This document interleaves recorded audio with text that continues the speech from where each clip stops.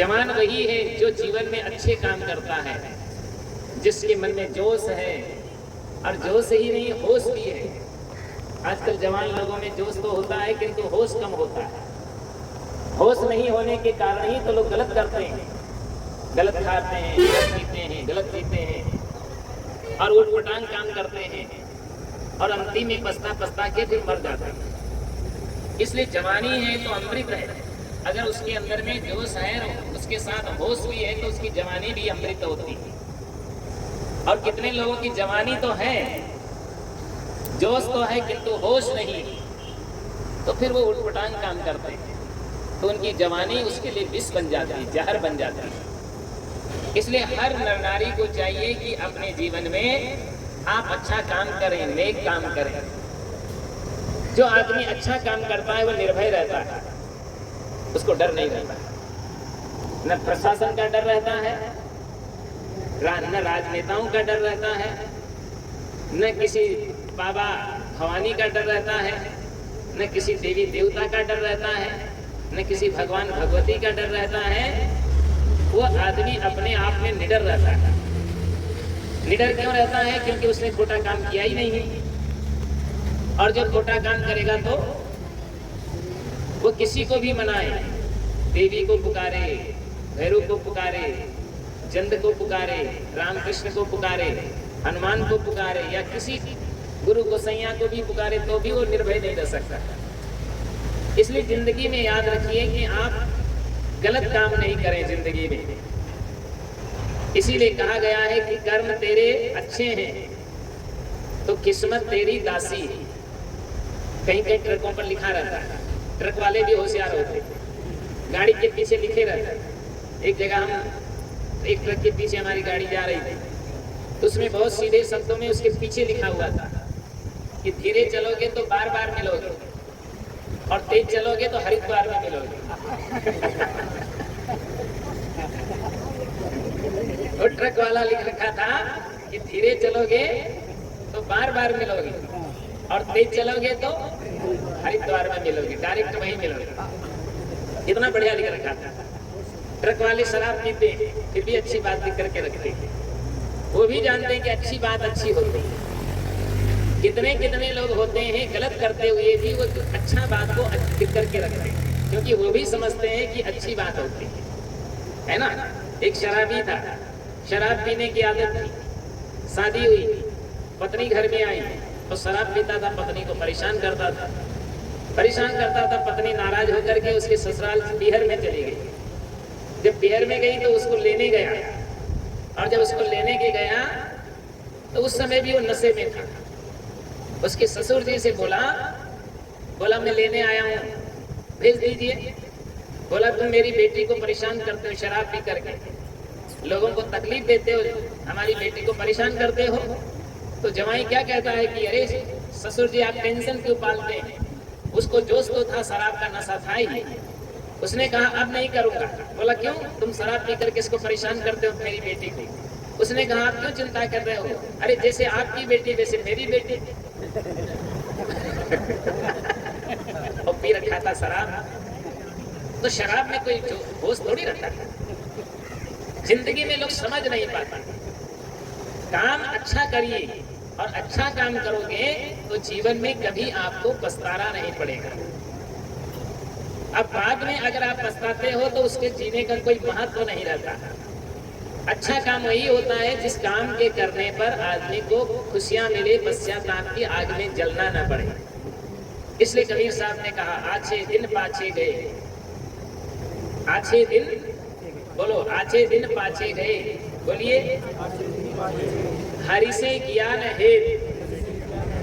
अब पछताए होत क्या जब चिड़िया चुग गई, अब पछताए होत क्या जब चिड़िया चुग गई खेत। अच्छे दिन पाछे गए, आज अच्छे दिन है, अच्छे दिन है। जैसे राजनेता लोग कहते थे अच्छे दिन आने वाले हैं। अब जनता परेशान है, डीजल नहीं मिल रहा है, पेट्रोल नहीं मिल रहा है, गैस नहीं मिल रहा है, हॉस्पिटलों में औषधियां नहीं मिल रही है, लोगों में जो है तो परेशानियां बढ़ रही है, हैं? और सत्ता में मत चूर होकर के लोग कह रहे हैं अच्छे दिन आ रहे हैं। तो लोग कहते हैं कि तुम्हारे अच्छे दिन तुम रखो, हमारे पुराने बुरे दिन ही लौटा दो। कैसे कैसे लोग हैं। लोग बात करते हैं राम की, कृष्ण की, हनुमान की, भगवान की, भगवती की, और काम करते हैं रावण का। भक्त राम के कहलाना चाहते हैं, काम रावण का करते हैं। जिंदगी में याद करिए कि अच्छे काम करने का मतलब होता है कि जिस राजा के राज्य में प्रजा खुश रहे। तुलसी जी ने मानस में लिखा, जहाँ सुराज प्रिय प्रजा दुखारी, जहाँ सुराज प्रिय प्रजा दुखारी, सो नृप अधिक नरक अधिकारी। जिस राजा के राज्य में अगर प्रजा दुखी है, प्रजा परेशान है, प्रजा जो तो कष्टित है, प्रजा की व्यवस्थाएं ठीक नहीं हो पा रही हैं, तो समझ लीजिए वो राजा नरक का अधिकारी होता है। उसको नरक से कोई नहीं बचा सकता। पहले के राजा लोग क्या करते थे, अपना भेष चेंज करके और जो है तो गलियों में घूमा करते थे, प्रजा के पास में जाते थे और उनके दिल को देखते थे, उनके दुख दर्द को समझा करते थे और उनकी पीड़ा को तुरंत दूर करने का काम करते थे। लेकिन लोग क्या कर रहे हैं, प्रजा से कोई लेना देना नहीं, इतना जो है तो लोगों का शोषण किया जा रहा है, तो लोग दुखी है बेचारे। तो इसलिए याद रखिए, लेकिन जो सत्ता में मदचूर लोग बैठे हैं उनको भी याद रखना चाहिए, होश में आना चाहिए कि पद पाकर के भूल न जाना, पद पाकर के भूल न जाना, चलो न्याय से भाई, और नहीं तो 5 बरस में भैया दूसर होए चुनाई, जइयो कनमा पकड़ हटाई। नहीं तो फिर ऐसा आएगा कान पकड़ करके तुम्हें निकाल देगी ये जनता। और ये संसार बड़ा अद्भुत है, इसमें मत भूलिए, मत भूलिए। आपने देखा है जिन राजनेताओं के द्वार पर पहले हजारों लोगों की भीड़ लगती थी, जिन मंत्री संतरियों के यहाँ आज उनके दरवाजे पर कुत्ता भी नहीं भौंकता है, और आज जिनके लाइन लगती है कल उनका भी नंबर ऐसे ही आया।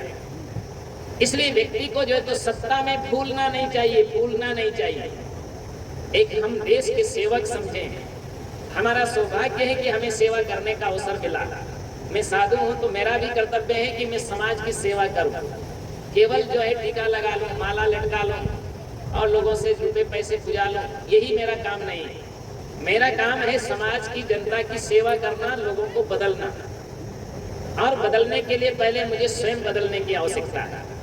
अगर मैं ही खुद बिगड़ी घड़ी बन जाऊंगा तो फिर दूसरे को क्या बता पाऊंगा। इसलिए जो है तो जीवन में याद रखिए, देखो हमारे साधु कितने सच्चे और अच्छे होते, ये चाय तक भी नहीं प्रयोग करते।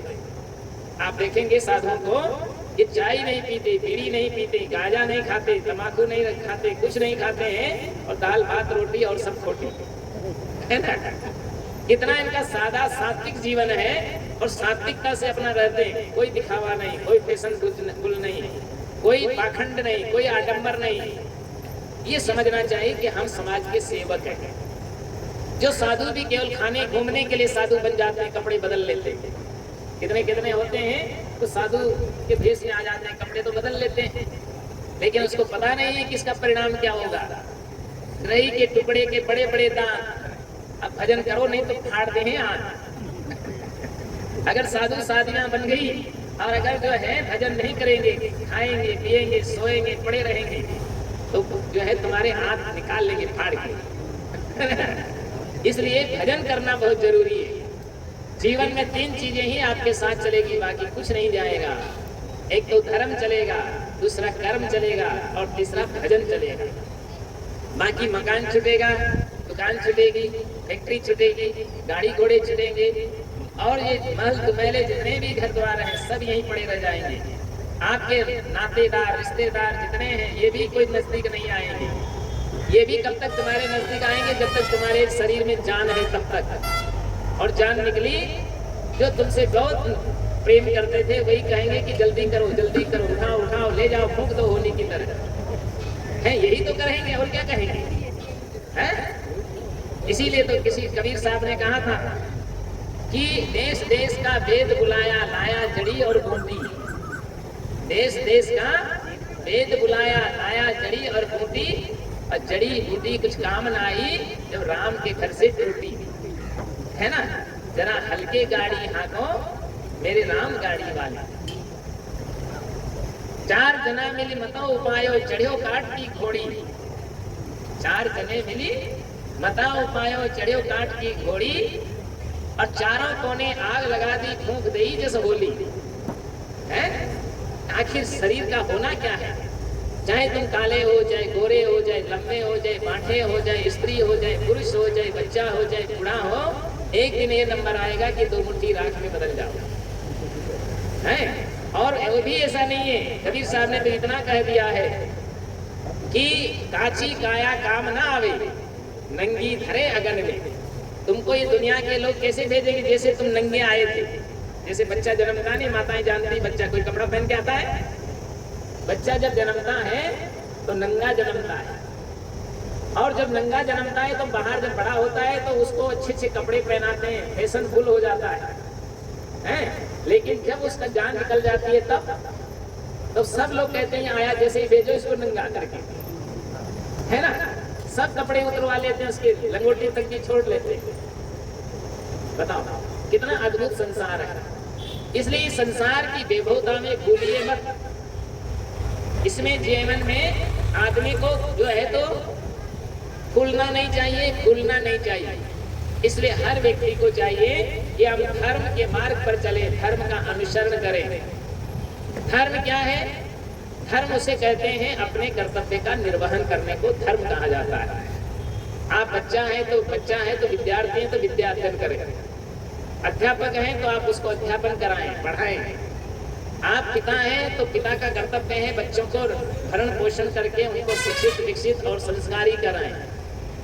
और जो है बच्चों का कर्तव्य बनता है कि माँ बाप की सेवा कर दें, जिन्होंने तुम्हें पाला पोसा, पढ़ाया लिखाया, खिलाया पिलाया और तुम्हें आगे बढ़ाया, उन माँ बाप की सेवा कर दो, ये तुम्हारा फर्ज बनता है।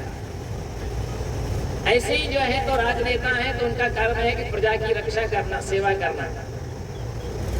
गुरु का कर्तव्य है ज्ञान देना और स्वयं ज्ञान को अपने जीवन में आत्मसात करना।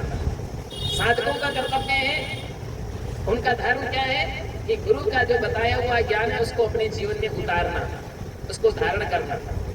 धारण करे सो दास, जो उसको धारण करता है वास्तविक में वही तो साधक होता है।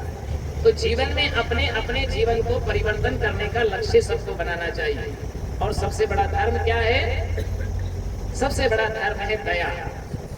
कबीर साहब से किसी ने पूछा धर्म क्या है, तो उन्होंने कहा जहां दया था धर्म है, जहां दया है वही तो धर्म है। सबसे बड़ा धर्म है किसी प्राणी को न मारे। अभी जो है तो ये मुसलमानों की ईद आ रही है, कब है?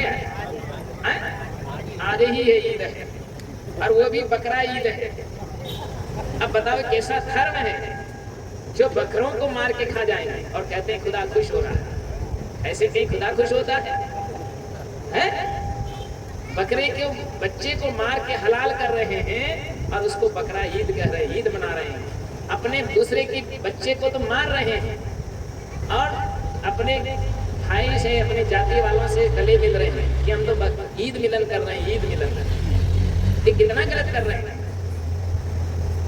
किसी भी प्राणी का हो, चाहे बकरा हो, बकरी हो, पशु हो, पंछी हो, किसी भी जीव को मारना सबसे बड़ा पाप है। कबीर साहब ने तो दोनों को कहा है, तिल भर मछली खाए कि कोटि गाय दे दान, काशी करवट ले मरे तो भी नरक निदान। कोई तिल भर मछली खा करके कोटि गाय भी दान कर दे तो भी उसको जो काशी में करवट लेकर के जिंदा ही मर जाए। पहले वहाँ काशी करवट होती थी, एक चक्का लगा रखा था वहाँ काशी में धर्म के लोभियों ने, और वहाँ जो है कोई जाता था तो कहते हैं हम तो मुक्ति चाहते हैं, तो उस क्रोध में खुदा देते थे कि इसमें कूद जाओ तुम्हारी मुक्ति हो जाएगी, तो जिंदे ही आत्महत्या करा देते थे वहाँ के जो पंडित पुजारी लोग थे, और कहते थे अब जाओ तुम्हारी मुक्ति हो गई। वो चक्का घूमता था टुकड़े टुकड़े होकर के, और वो जो है तो गंगा में चला जाता था मर करके। कितना गलत करते हैं। कबीर साहब कहते हैं जीव घात ना कीजिए, बहुर लेत वे कान, तीरथ गए न बाचियो, चाहे कोटि हीरा दे दान। किसी का कान पकड़ के मारोगे तो तुम्हारा भी नंबर आएगा। एक गांव में जो है तो माता जी आ रही थी, और माता जी आई, उसने कहा पूछा लाओ बकरा लाओ अब बकरा मांगा उसने, माता जी आ गई। आई तो पुरुष की थी, है ना। अब लोग कहते हैं कि देखो माता जी आई, अरे मूर्खों देखो माता जी की जो है तो पुरुष है, इतनी भी अकल तुम लोगों को नहीं है। है? तो माता जी आई तो कहते हैं बकरा लाओ। अब माता जी बकरा मांगेगी, माँ बच्चे को कितना प्यार से पालती, माँ ही जानती है कि उसके प्राण उस बच्चे में बसते हैं। और वो जो है तो दो लोग उसको पकड़ के खड़े हुए, एक जो है तो आगे का पैर पकड़ा, एक पीछे का पकड़ा, और जो है तो एक उसको मारने के लिए, बलि देने के लिए खंजर लेकर के तैयार हुआ। और जैसे ही उसने खंजर उठाया तो जो आगे बकरे का पैर पकड़ के बैठा था तो बकरा तो कूद गया और उसकी गर्दन कट गई।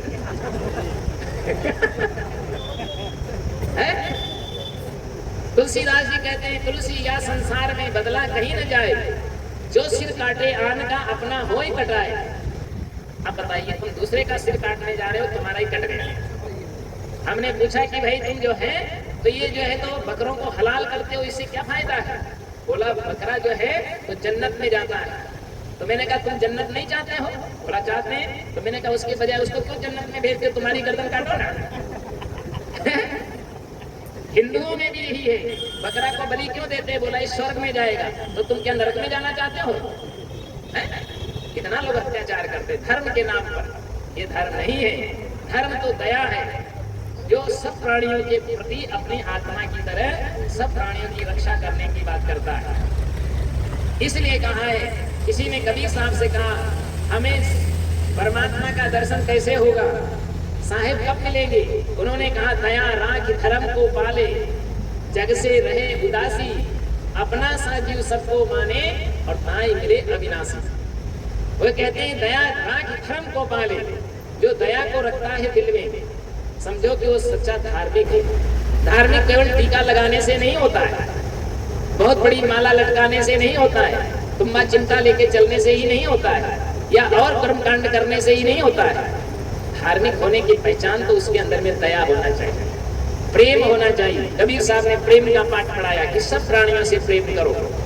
मनुष्य है, पशु है, पंछी है, कीड़े मकोड़े हैं, बेचारे किसी भी प्राणियों को प्रेम नहीं कर पाओ तो कम से कम उनको सताओ नहीं। जो दूसरों को सताता है वो क्या होता है? उसको क्या कहते हैं? उसको शैतान कहते हैं। जो दूसरों को सताए उसे शैतान कहते हैं। एक गांव में मैं गया तो एक महिला थी, उसके घर में जो है तो बरसात का टाइम था तो कीड़ियां निकली थी। बरसात में लाल लाल कीड़ियां नहीं निकलती, क्या बोलते हैं उसको, ऐसे तुरंत काटती है तो इतनी तेज से दर्द होता है, बरसात में बहुत निकलती है। अब वो जो है तो उसके घर में निकली। तो पहले के समय में क्या होता था कि चूल्हा होता था, चूल्हा में रोटियां इस तरह पकाती थी। तो वो जो है तो एक राख निकालने क्या एक चम्मच होता, उसको कड़छू कहते थे, लोहा का, है ना। और लाइन की लाइन जा रही थी तो बड़बड़ती जो है तो उसमें से गोबर लाई हुई कड़छू भर के उस सब कीड़ियों पे डाल दिया। हमने कहा ये क्या किया, इनको क्यों तुमने मारा? तो कहती है खामी खटी हमारे घर में क्यों आई? अरे वो जानती तो तेरे घर में, दुष्ट के घर में क्यों आती, वो तो समझती नहीं। मैंने कहा कोई तुम्हारी खोपड़ी में गरम गरम राख डाले तो कैसा मजा आएगा? लोगों को समझ नहीं, अकल नहीं, किसी जीव को नहीं मारे, है ना। जीव दया और आत्म पूजा, कहें कबीर धर्म नहीं पूजा। इसलिए जीवों को दया करो, सबसे प्रेम रखो। प्रेम ही तो सबसे बड़ा, स्वर्ग की सबसे बड़ी सीढ़ी है प्रेम। जहाँ प्रेम है वहीं स्वर्ग है, जहाँ तनाव है वहीं नरक है। इसलिए तनाव किसी के प्रति मत रखना। घर में भी रहिए, पत्नी है, पति है, पिता है, पुत्र है, भाई है, या अन्य आसपास के रिश्तेदार हैं, पड़ोसी हैं, किसी से घृणा करने का भाव मन में मत लाइए। आप अपने दिल को बिल्कुल साफ बना करके रहिए। जो दूसरों को परेशान करता है उसको शैतान कहते हैं, और जो दूसरे की रक्षा करे उसको क्या कहते हैं? उसे भगवान कहते हैं, इंसान कहते हैं। तीन प्रकार के लोग होते हैं, मैं बारंबार कहता रहता हूँ। एक होता है इंसान, दूसरा होता है शैतान, और तीसरा होता है भगवान, है ना। इंसान, शैतान और भगवान। इंसान वह है जो बांट करके खाता है। जब भी कोई चीज आपको मिले तो कम से कम बांट के खाना सीखो। कोई लोग इतने चालाक होते हैं, सभी अपना ही खाना चाहता है। अरे थोड़ा थोड़ा सबको दे दो, क्या फर्क पड़ेगा, है? ईमानदारी तो रखो कम से कम, तो बांट के खाना, है ना। तो एक दूसरे को बांट के खाना चाहिए। कबीर साहब भी यही कहते हैं कि भाई उनका मंत्र याद रखो। कबीर साहब का पहला मंत्र वो देते हैं, हिलमिल रहना। क्या करना? सबसे मेल रखना, हिल मिल करके रहना, हिल मिल रहना। और दूसरा सूत्र देते हैं दे के खाना, खाना भी है तो दे के खाओ, अपने ही नहीं खा जाओ, सबको बांटो इसको, है ना, दे के खाना। और तीसरी बात कहते हैं हित की बात सिखाते रहना और दूसरे के भी हित की बात बताओ, अपना भी हित करो और दूसरे के हित की बात भी बताओ। कहत कबीर सुनो भाई साधो और जपना सदगुरु नाम। कबीर साहब कहते हैं हे साधो सुनो, साधो का मतलब होता है साधना करो मेरी बात को सुन करके। एक केवल ऊपर बैठे साधुओं के लिए नहीं कह रहे कबीर साहब, वो सबके लिए कह रहे। कहत कबीर सुनो भाई साधो, हमारी बात को सुनो और उसकी साधना करो, है ना। जो साधना करता है वही तो साधक है। और क्या कहा, जपना सदगुरु नाम, और सदगुरु के नाम का स्मरण करो। सदगुरु का नाम सबसे श्रेष्ठ नाम है। एक जगह में गया था तो हमारे कुछ साधु थे, आगे आगे जा रहे थे, तो एक कोई आदमी उनको मिल गया। जब उनको आदमी मिला तो उसने कहा कि बाबा जय सिया राम, राम राम। उसने राम राम नहीं कहा, उसने कहा साहिब बंदगी, साहिब बंदगी, क्योंकि कबीरपंथी लोग साहिब बंदगी कहते हैं। उसने तो राम राम किया, उसने राम राम नहीं कहा, क्या कहा, साहिब बंदगी। अब पीछे से मैं निकला तो उसने मेरे को भी राम राम किया, तो मैंने कहा भाई राम राम। तो वो क्या कहता है कि आपने तो राम राम कर लिया, वो आपका साधु ने तो राम राम ही नहीं दिया। तो मैंने कहा कोई बात नहीं, कुछ तो बोला होगा उसने, कुछ बोला कि नहीं बोला। बोला हाँ बोला तो था। क्या बोला, तुमने क्या बोला था। बोला मैंने राम राम उसको कहा।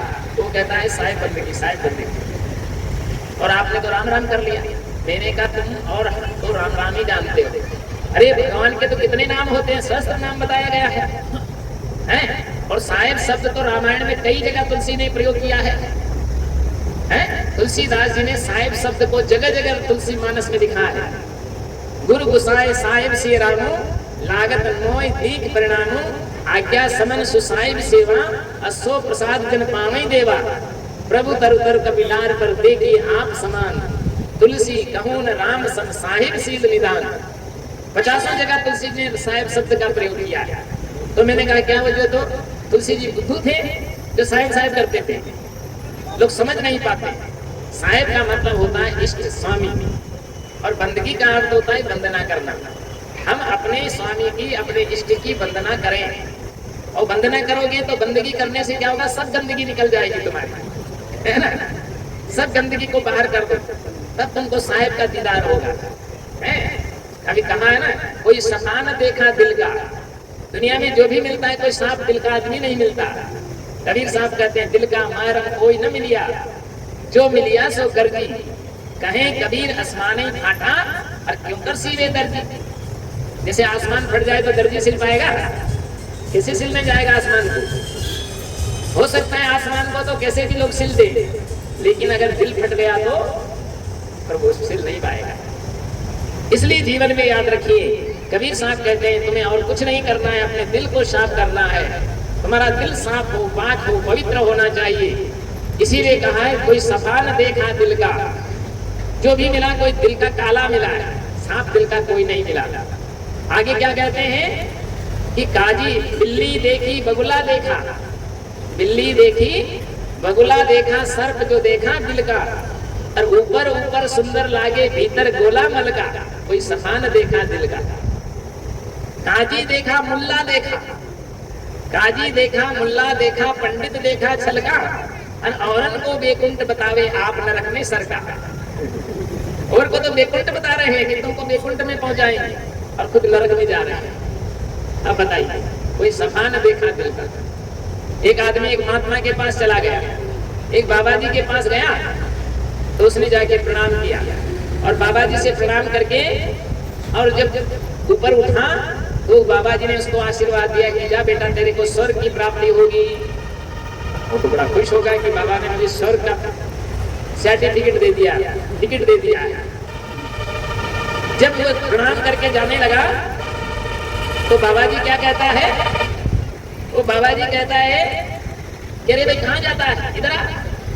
उसने कहा बाबा जी अब जाता हूँ, आपने मुझे स्वर्ग का टिकट दे दिया है, अब यहाँ रह करके भी क्या करूँगा। तो वो बाबा जी कहता है कि देखो मैंने तुमको इतना बड़ा आशीर्वाद दिया है स्वर्ग का, और तुमने मेरे को उसके बदले में कोई भेंट भी तो नहीं दिया, कम से कम कोई दक्षिणा तो देता, कोई भेंट तो देता। उसने सोचा मैं क्या दक्षिणा दूं, इतना बड़ा आपने आशीर्वाद दिया है, फिर भी आप नहीं मान रहे तो दक्षिणा में मैं आपको भेंट में देता हूँ, क्या दोगे? तो उन्होंने कहा कि जा बाबा, ये पूरी बम्बई तुमको दान में दिया, पूरी बम्बई दक्षिणा में देता हूँ। वो कहता है कि बम्बई तेरे बाप की है? तो वो भी कहता है क्या स्वर्ग तेरे बाप का है बाबा जी?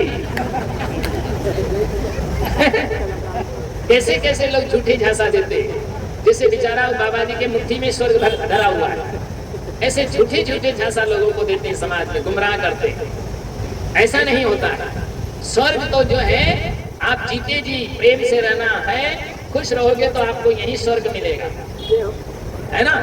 मरने के बाद तो स्वर्ग सभी को मिलता है, सभी लिखते, पापी होगा तो भी ये लिखता मेरा बाप स्वर्ग गया है, नहीं लिखता है, चिट्ठी बनाता है तो यही कहता है कि स्वर्गवास हो गया, जैसे कोई वो देख के ही आया है कि स्वर्गवास हुआ कि नरकवास हुआ, वो तो वही जानेगा जिसने जो कर्म किया है। तो लोग समझ नहीं पाते। कबीर साहब यही कहते हैं कि काजी देखा, मुल्ला देखा, पंडित देखा छलका, औरन को बेकुंठ बतावे आप नरक में सरका, कोई सफा न देखा दिल का।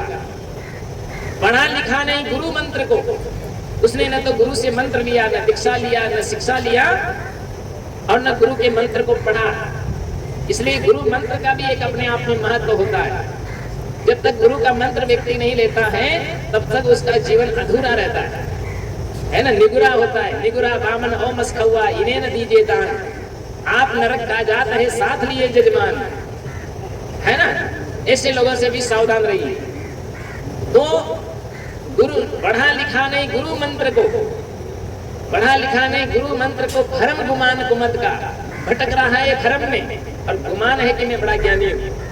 अहंकार में फूले नहीं समाता है और बुद्धि उसकी भ्रमित हो रही है। पढ़ा लिखा नहीं गुरु मंत्र को, भरम गुमान कुमति का, और अंदर में कुमति है, कुबुद्धि छाई हुई है। जिसके अंदर कुमति होती है वही तो गलत काम करता है, धोखे में अपनी जिंदगी को बर्बाद कर देता है।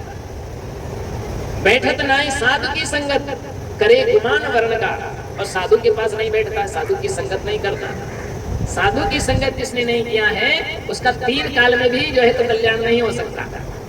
इसलिए साधु की संगत करना बहुत जरूरी है। साधु का मतलब क्या होता है? केवल कपड़ा बदलना नहीं है। साधु का मतलब होता है गुण में एक अच्छा आदमी, अच्छा आदमी बनना चाहिए। हाँ, साधु होकर के भी लोग गांजा फूंक रहे हैं, बीड़ी फूंक रहे हैं, जर्दा फूंक रहे हैं। इतना ही नहीं, लोग शराब भी पी रहे हैं। ऐसे ऐसे ओघड़ लोग भी हैं जो मुर्दा भी टटोल रहे हैं। ओघड़ बाबा आ गया, ओघड़ बाबा। अरे मुर्दा खाने वाले हो तुम काहे के साधु हो? कितना गलत करते हैं। तो ये नहीं ठीक। इसलिए जो है तो कबीर साहब क्या कहते हैं कि पढ़ा लिखा नहीं गुरु मंत्र को, भरम गुमान कुमति का, अब बैठत नाई साधु की संगति, करे गुमान वर्ण का। और क्यों नहीं बैठता साधु की संगत में? उसको अभिमान है कि मैं ऊंचे जाति का हूं, ऊंचे कुल का हूं। ऊंचा कुल तो कहता है करनी ऊंच न होए, है कनक का पात्र, सोना का पात्र तो है, घड़ा तो सोने का, लेकिन उसमें शराब भरा हो, उस सोने के पात्र का क्या महत्व है? ऊंचे कुल में पैदा हो गया। कबीर साहब की दृष्टि में कोई ऊंचा नीचा नहीं, उनकी दृष्टि में सब मनुष्य बराबर है। जो अच्छा कर्म करता है वही श्रेष्ठ है। रावण देखो, ब्राह्मण होकर के भी पाप का काम किया, इसलिए रावण मारा गया, नहीं मारा गया है। और सबरी जो है तो भिलनी थी, फिर भी राम जो है तो उसके दरवाजे पर चले गए। आदमी जाति से श्रेष्ठ नहीं होता, आदमी तो उसके गुणों से श्रेष्ठ होता है। इसलिए आप गुणवान बनिए, बलवान बनिए, धनवान बनिए, ज्ञानवान बनिए, बुद्धिमान बनिए और विवेकवान बनिए। न आकृति से बड़ा होता है, न जाति से बड़ा होता है, न जो तो पद से बड़ा होता है, न धन से बड़ा होता है। कितने कितने धनवान हैं लेकिन उनको जीने का ही तरीका मालूम नहीं, तो क्या फायदा हो गया? इसलिए जीवन में याद रखिए कि जीवन को अच्छा बनाने का काम करना चाहिए, सोच समझ करके जिंदगी जीना चाहिए। तो कहा है कि पढ़ा लिखा नहीं गुरु मंत्र को, भरम गुमान कुमति का, बैठत नाई साधु की संगत। साधु की संगत करो, साधु की संगत से ही साधना करने का मन बनता है, सत्य का ज्ञान होता है। और सत्य का ज्ञान नहीं मिले तो उसका जीवन का कोई महत्व नहीं होता। इसलिए साधु की संगत करना सीखिए, साधु की संगत करो।